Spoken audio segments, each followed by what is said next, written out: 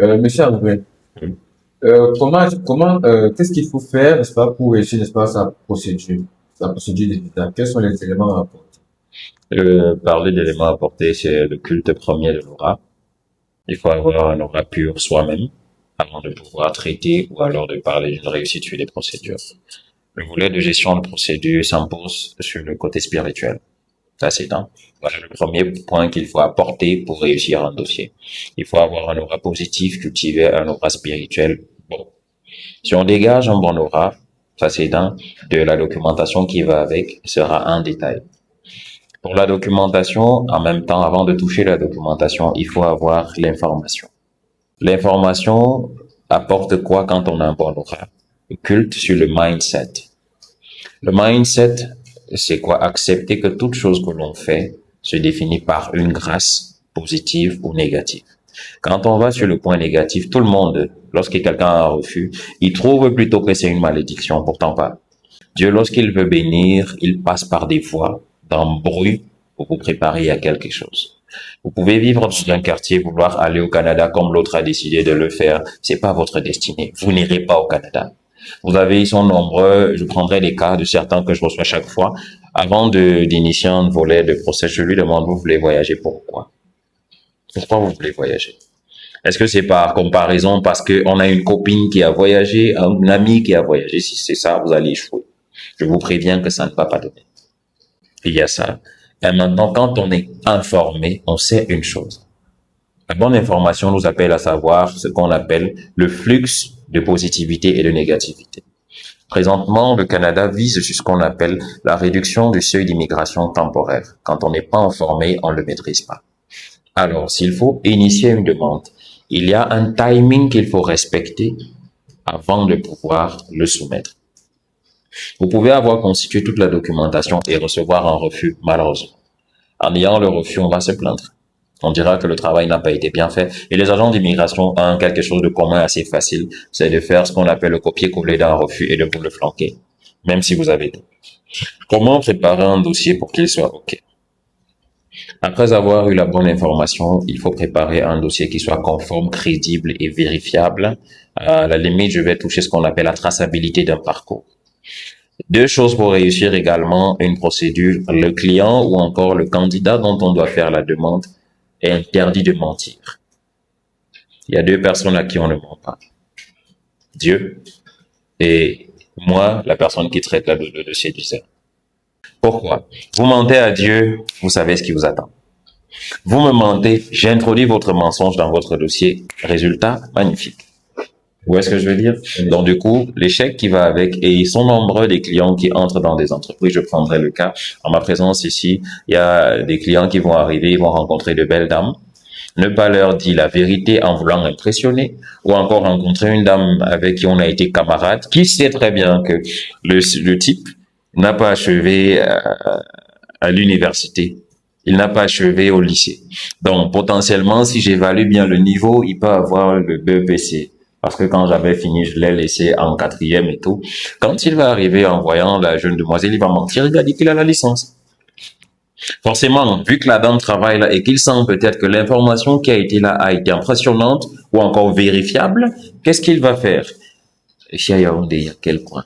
Je connais pas, mais je connais plus Douala. Douala, il y a un secteur que l'on appelle Ange Raphaël. Ouais. À Ange Raphaël, on fabrique et on tape un peu de tout. Il va aller à Ange Raphaël se fabriquer, se taper un peu de tout qu'il va apporter pour vous fournir dans un dossier qui malheureusement ne sera pas bien perçu. La première des choses pour un voyageur basique, c'est le passeport. Avoir un passeport qui a une validité comprise en intervalle de 4 ans, 5 ans, 6 mois. Donc minimum 6 mois, voire 5 ans pour ceux qui viennent de faire les passeports. Certaines demandes exigent ce que l'on appelle les antécédents de voyage. Ça veut dire si vous avez eu d'autres passeports avant qui ont justifié des voyages, il faut les fournir dans votre documentation. C'est important. On aura besoin de quoi? De ce qui concerne l'état civil complète, entre autres, acte de naissance, acte de mariage, acte d'enfant, on appelle ça comme ça, certificat de naissance si vous avez des enfants que vous avez mis au monde et tout. Par la suite, on aura besoin de majoritairement un tracé sur le parcours académique, un tant soit peu, et professionnel par la suite. On parle académique, j'ai fait la CIL, à tel, j'ai fait la maternelle, j'ai fait ci, j'ai fait ci, j'ai fait ci. De tracer un parcours assez crédible. Côté professionnel, et définir également la structuration de notre secteur professionnel. Les manquements que nous avons malheureusement dans notre condition d'employabilité au Cameroun, ou encore en Afrique, c'est le manque des contrats de travail ou encore la non-éducation sur les bulletins de paye et les attestations de travail. Donc, c'est obligatoire qu'il faut fournir parce que la réalité camerounaise, le Canada ou encore l'Européen ne comprend pas ça, ne perçoit pas. La seule chose qu'il perçoit, j'ai besoin de tels documents, débrouillez-vous à le fournir. Il y a également, ce qui concerne, quand j'ai parlé d'état civil, je vais également sur la condition de citoyenneté, aujourd'hui que l'on appelle le certificat de police, qui nous montre qu'on n'a jamais été condamné à X ou à Y point. Par là, il faut le bulletin numéro 3 et le certificat de police. Et puis par après, chaque étape d'évolution, on va parler des empreintes biométriques, avoir une santé, une situation médicale assez correcte pour éviter les refus. Donc voilà. Ok, merci monsieur André d'avoir répondu, n'est-ce pas, à notre question. Nous avons une question pour vous. La question est de savoir combien de temps peut durer Une procédure de visa, de visa. Ok. Combien de temps peut durer la procédure complète d'une demande de visa? Tout dépend de la destination vers laquelle on va. Tout dépend du nombre de dossiers que vous avez fournis. Tout dépend du nombre de personnes dans la demande. Également, tout dépend de la règle en cours sur les mesures applicables du territoire demandeur. Les règles et les délais de traitement du Cameroun ne sont pas les mêmes que ceux du Nigeria, ne sont pas les mêmes que ceux de, je prendrai quelle autre destination, du Sénégal, de la Côte d'Ivoire et tout. Ça modifie, ça varie. Et maintenant, les demandes, lorsqu'elles sont établies, il y a ce qu'on appelle le flux qui peut faire varier une demande. Si le flux est important, la demande mettra plus long. Si le flux est bas, la demande est traitée dans le respect des délais pratiquement. Il y a des demandes de visa qui prennent 5 jours. Il y a des demandes qui prennent 15 jours. Il y a d'autres qui prennent 6 mois, d'autres qui prennent 12 mois, et d'autres qui vont plus. Il n'y a pas une règle affichée, applicable quelque part qui dit si vous avez soumis aujourd'hui, impérativement, demain vous aurez une réponse. Il n'y a pas. Donc nous retenons que les délais de procédure diffèrent en fonction des pays. Je prendrais une logique assez simple, vu que l'on en a parlé tout à l'heure pour le Canada. Si vous êtes avec moi, vous soumettez une demande, vous décidez d'aller seul. Je décide de soumettre ma demande avec ma femme, mes enfants. Nous sommes 5 dans le dossier. Vous êtes seul. De qui la demande mettra moins long? La vôtre. Parce que vous êtes seul. Si vous avez un parcours traçable assez rapide, ce sera facile. Par contre, si je viens dans une demande de visa, j'explique moi mon cas, j'ai un parcours. J'ai eu à travailler à X entreprises, j'ai eu à travailler à Y entreprise, j'ai eu à travailler à Z entreprise. Ces entreprises, le temps de vérification dans ces différentes entreprises augmentera le délai de traitement. J'ai un enfant, j'ai 2 enfants, j'ai 3 enfants, j'ai une femme.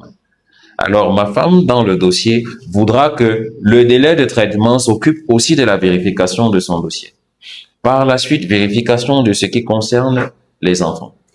Vous voyez ce que je veux dire? Donc, c'est ainsi que le délai de traitement, il est défini. Merci une fois de plus, M. André, d'avoir répondu à notre question.